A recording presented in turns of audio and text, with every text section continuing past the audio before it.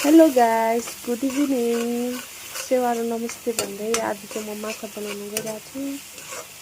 दाजु चाहिँ मेरो हस्बेन्ड आउनु भएको छ नि त, अन्त माछा बनाउनु आँटेको। पापा पनि आउनुभएको छ। अन्त म चाहिँ खाना सब्जी गर्दैछु। यता माम पाक्दैछ, यता चाहिँ ग्रेभी गर्दैछु म। अन्त साथीहरूले खाना सब्जी बनाउनु भयो। अहिले त यो के अरे बन्दी महिना लागेर सुँगुरको मासुहरू पनि पाउनु छोड्यो। अब कहिले खोल्छ। अनि यहाँ छ माछा चाहिँ मेरो। मलाई चाहिँ फेरि त्यो काँडावाला मन पर्दैन नि त, अन्त म चाहिँ खालि यस्तो मात्रै पङ्कज माछा भन्छ यसलाई चाहिँ। यता चाहिँ छ पेस्ट।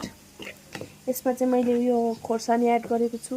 अन्त त्यहाँदेखि लसुन, अदुवा, तिल, अन्त त्यहाँदेखि उयो के पो भन्छ त्यसलाई त, तिल र तोरी।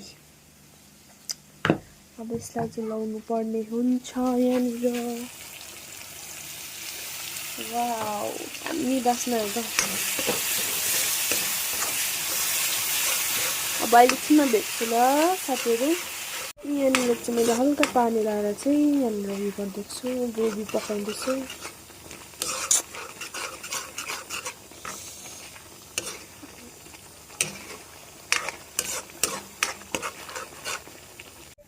साथीहरू अब यो माछा लगाउनु आँटेको छु होइन। यहाँ चाहिँ सुप छ, लगाउनु आँटेको छु।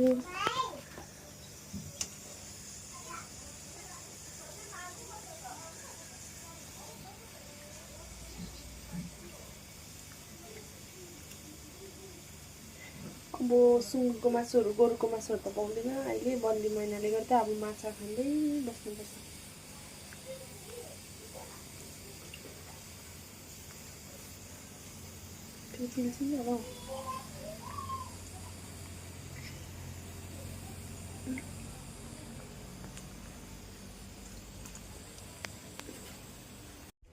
फाइनली साथीहरू यहाँनिर माछा पाक्दै पनि छ हो, उम्लिँदै पनि छ है। म त त्यस्तो उयो लाउँदिनँ नि त, रङ खोर्सानी लाउँदिनँ, किनकि सुप खाँदाखेरि सुरुप्पै पिउँदाखेरि चाहिँ कस्तो नाकै पोल्छ नि त, घाँटीहरू पोलेर आउँछ कि नानी पनि छ। अन्त त्यही भएर चाहिँ म त्यस्तो पिरो चाहिँ हाल्दिनँ। अब पाकिसक्यो, अब खाना खाँदा भेट्छु नि ल साथीहरू।